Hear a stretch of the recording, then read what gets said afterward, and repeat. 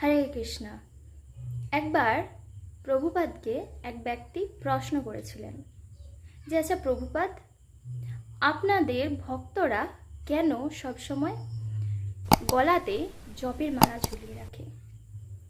ভক্তদের তো প্রায় 2 ঘন্টার হলেই এই জপ শেষ হয়ে যায়, তাহলে সারাটা দিন কেন তারা এই জপের মালা গলাতে ধারণ করে থাকে? তখন প্রভুপাদ খুব সুন্দর উদাহরণ দিয়ে বোঝালেন ওই ব্যক্তিকে। তিনি বললেন, আচ্ছা তুমি কখনো বর্ডারে সৈন্যদের দেখেছ? দেখবে ওই সৈন্যরা কাঁধেতে সবসময় বন্দুক ঝুলিয়ে রাখে। তারা হয়তো জীবনে একবার যুদ্ধক্ষেত্রে নামবে বা নেমেছে, কিন্তু তারা সবসময় কিন্তু ওই বন্দুকটি তাদের কাঁধে ঝুলিয়ে রাখে।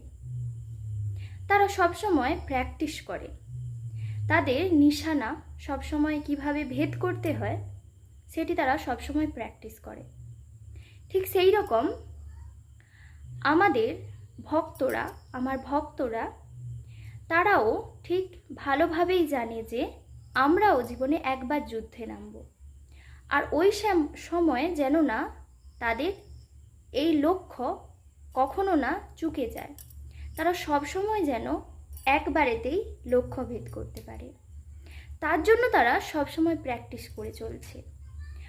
আর মৃত্যু কখন হবে সেটি কি কেউ জানি না।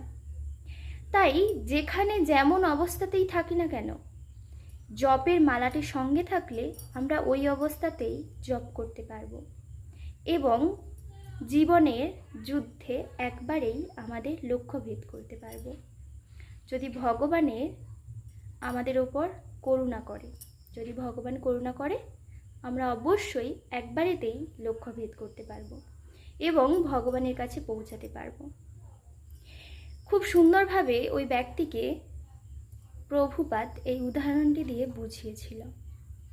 জয় শ্রীল প্রভুপাদ। হরে কৃষ্ণ কৃষ্ণ কৃষ্ণ হরে হরে, হরে রাম রাম রাম হরে হরে।